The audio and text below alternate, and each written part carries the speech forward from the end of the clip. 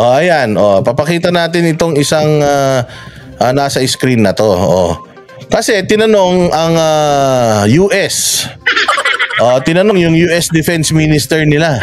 Na si Lloyd Austin, tinanong siya mga bossing. Anong tanong sa kanya? Kasi nga nagbigay ng pronouncement si PBBM sa Singapore at ang sinabi ni PBBM sa Singapore is kapag may isang Pilipinong namatay, pag may isang Pilipinong namatay dyan sa South China Sea sa pamamagitan ng at napatay sila ng China, it's an act of war.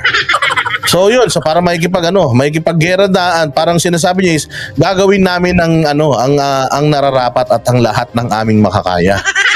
Nagsalita siya ng ganun, it's as if he's threatening or he's bluffing China na pag may nangyari dyan, lagot kayo, lalaban kami, ganun. So ngayon, tinanong ng isang Chinese, I think military, itong si Lloyd Austin, ang US Defense Secretary, tinanong siya. Ayan, no. Lloyd Austin was asked by a reporter at the Shanghai La Dialogue in Singapore if the United States will defend the Philippines if a Filipino soldier is killed in the West Philippine Sea. Tinanong siya, if didepensahan mo ba ang Pilipinas pag may namatay na Pinoy? Ang sabi ng Amerikanong mabait, our commitment to the Mutual Defense Treaty is ironclad. Pucha, parang parang si Mayor Guo lang to. Si Mayor Guo, lahat ng itanong mo, sa farm.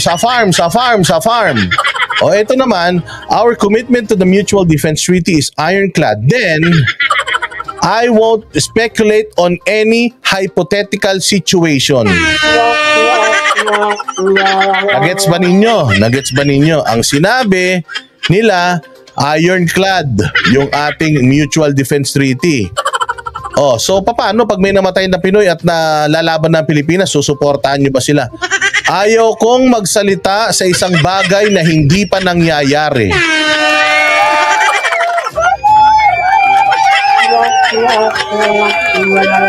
Ang punto dito, it's a yes or no. Tutulungan mo ba sila? Didepensa mo ba sila? Yes or no? Ang sagot, I won't speculate on any hypothetical situation. So sabi, the reporter in his question was quoting a statement made earlier by President Bongbong Marcos while on a state visit to Brunei.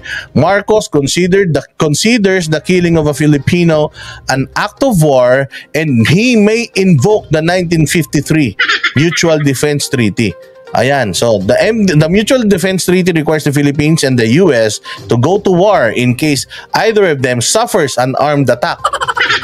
Sabi nito, what I would say though is that we are doing and continue trying to do is that doesn't happen. So ang sinasabi dito ni Austin, ang ginagawa namin ay dapat hindi mangyari yan.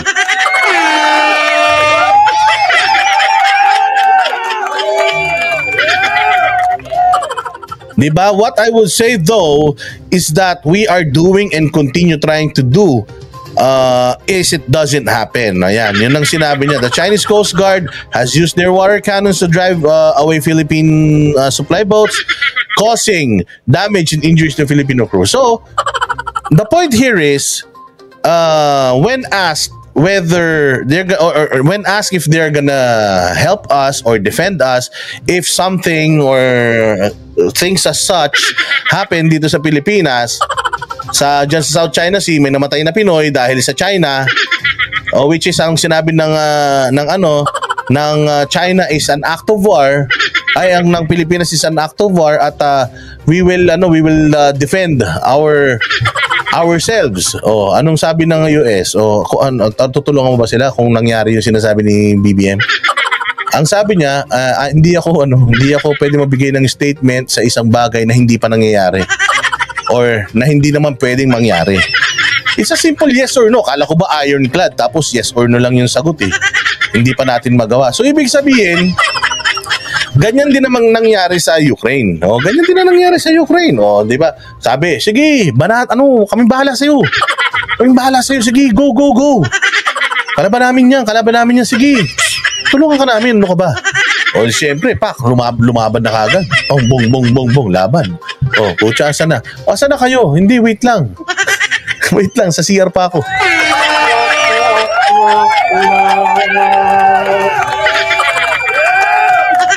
Oh, so hindi siya sinagot or hindi rin sinagot ng Amerika yung tanong whether tutulungan ba nila tayo hindi. Oh, so ngayon, gulping-gulpi ang Ukraine. Ito ngayon, nagmamakaawa na itong si Zelensky na sana huminto na yung gera nila. Kasi wala naman sila nahita. Pucha yan, ang dami nang namatay sa kanila. Diyos mio, so gusto ba natin na mangyari yun sa Pilipinas na asang-asa tayo sa tulong nila? Tapos hindi naman tayo tutulungan. Okay, eto nasa Australia, mga bossing ang Malaysia. Alam nyo ba yung Prime Minister ng Malaysia? Sinabihan ng Australia, nandun siya sa Australia, alam mo ang sabi niya, kayong Australiano, may kaaway nyo China. Kami naman, kaibigan namin yung China. Kaibigan din namin kayo. Wag nyo kaming pilitin na awayin namin yung China kasi hindi naman namin kaaway yung China. Wag nyong i-impose kayong Australia, do not impose your hate on China to us. Na galit kayo sa China, pati kami, dapat galit na rin sa China dahil magkaibigan tayo. Hindi. Hindi yun ganun. Kaibigan ko kayo, kaibigan ko din yung China. Kung may galit ka sa China, di magbombahan kayong dalawa. Bakit nyo ko idadamay sa awayan nyo?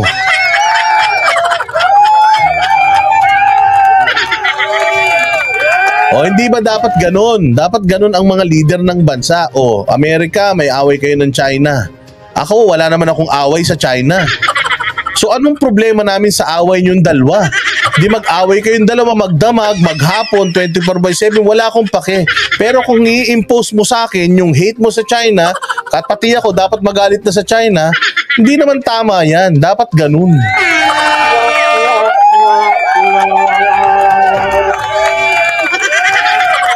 Oh, katulad ngayon. Nalaman nitong Ukraine na hindi maganda relasyon natin sa China. Kasi si Bongbong tumatapang na. O di pumunta ngayon Zelensky dito. Anong gusto ngayon ni Zelensky? Na pati yung Russia, awayin na natin. Kumampi tayo sa kanya. Ano naman laban natin tsaka magagawa na layo-layo nun.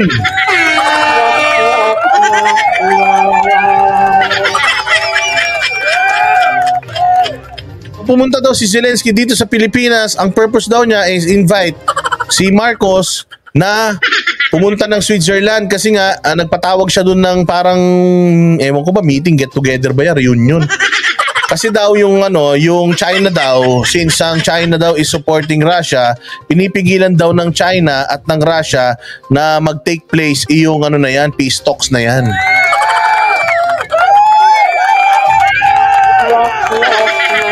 O kaya ngayon, iniimbitahan ng ating mahal na presidente, ang mahal na Pangulong Bongbong Marcos, iniimbitahan na magpunta dyan sa Switzerland ngayong buwan.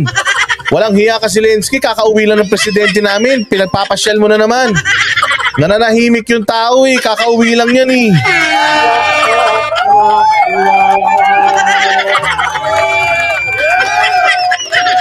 O kaya President Bongbong Marcos, mahal na yung presidente, wag ka magpapabudol dyan. Kay Zelensky, hindi natin away yung away nila. May sarili tayong problema dito. Ang daming drugs sa Pilipinas. Huwag tayong mag-focus sa problema ng iba. Putya, ang dami nating problema. Focus tayo dito. Okay, kung gusto niya magtayo ng base, magtatayo daw siya dito ng embassy. O di magtayo siya embassy. Lahat may karapatan dyan.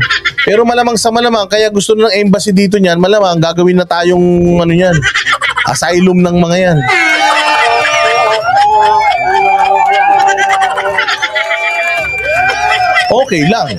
Okay lang kung yung mga babae lang. Ang mga babae na Ukrainian lang magpunta rito sa Pilipinas, okay lang. Huwag na isama yung mga lalaki. Yung mga lalaki Ukrainian, ibandito yan pagka nag-apply. Putyang pupogi ng mga yan. Anong laban namin sa mga yan?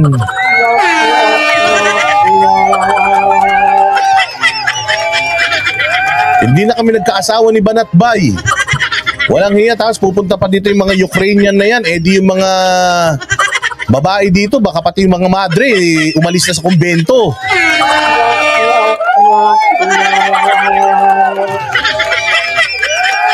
Kaya ikaw Zelensky, umuwi ka na. Pwedeng mag-asylum dito yung mga babae para maganda lahi ng Pilipinas. Pero pag yung mga lalaki, wag na, kawawa naman yung mga pangit dito.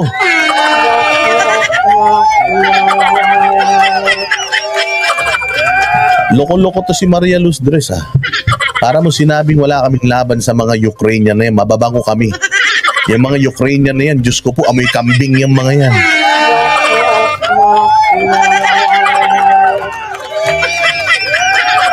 Oo, dahil pag nagpunta dito yung mga yan, Diyos ko po. Pero huhugasan mo lang yan. Huhugasan mo lang yan. Alam mo ba yung Ukrainian na yung Ukrainian na nagsasabi na ginasa daw siya ni pastor? Yung Ukrainian daw na yun, Diyos ko po, ang bantot daw nun. Mas mabaho pa daw yun sa kabayong walang ligo.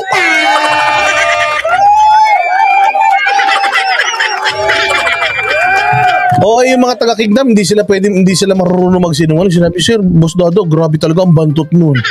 Ay talaga, hindi pa nagtututbrush. Ang kapal pa ng buhok sa kilikilid, ang baho talaga. Binihisan namin yun, pinaliguan namin, kinadkad namin lahat ng ng libag sa katawan nun. Ginawa namin tao yun. Tapos putya yan, talagang alam mo si pastor, ang selan yan sa itsura tsaka sa amoy. Pag mabaho ang CR, galit na galit yan si pastor. Tapos yung babae na yan, amoy kubeta daw talaga. Talagang pinaganda daw nila, inayos nila. Tapos naging kaaya-aya. Tapos biglang ni-rape na daw siya.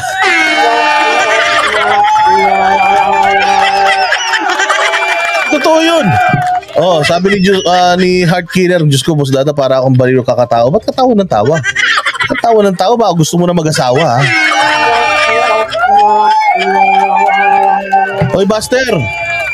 Buster TV, how are you? Kamusta naman, Buster? Ba't wala kang live kanina? Ha? Saan ka na naman tumungo? Nagpayamang ka na naman?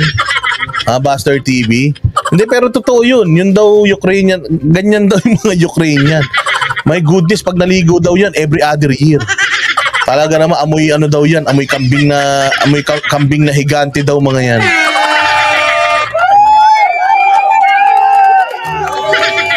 Oh, kaya kayo mga Pilipina, tuwan-tuwa kayo sa pagpunta ni Zelensky dito. Kala nyo makikinabang kayo, ha? Oo, magrarally ako. Oh, magrarally ako. Pero ito, mabalik tayo dito mga bossing. Ito yung sinasabi natin na baka si PBBM iniisip niya na itong mga Amerikano ay talagang tutulungan siya hand-in-hand kaliwaan. Oh, hindi po pwede yun. Hindi po pwede, hindi po mangyayari yun. Maaring tutulungan nila tayo, moral support. Bigyan ka ng mga baril na hindi mo alam gamitin, ng mga eroplano hindi mo alam paano paliliparin. O ganung mga support siguro kaya tayong tulungan yan. Pero yung sinasabi mo na they will fight for us, sa panaginip lang nangyayari yun. Sa panaginip lang, di nangyayari sa totoong buhay. Look at what happened to Syria. Look at what happened to Afghanistan. Look at what happened to Iraq. Look at what happened to Ukraine. Nga.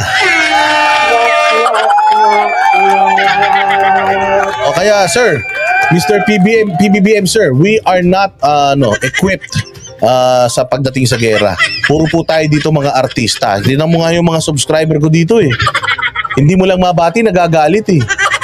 Yung pa kayo, sasabak natin sa gera. Parang awa mo na, PBBM, malambot ang mga Pilipino. Handa muna natin sila. I-training muna natin sila. I-ROTC muna natin lahat ng mga Pilipino. Kailangan lahat mag-reserve. Mag-army reserve para masubukan nila yung hirap. Malaman nila kung talagang bang kaya nating makipaggera, Diyos mio. O wag na PBBM, kung ano man ang gusto mangyari nito ni Zelensky dito sa Pilipinas, wag mo nang ituloy, wag mo nang pabayaan mo siya sa buhay niya.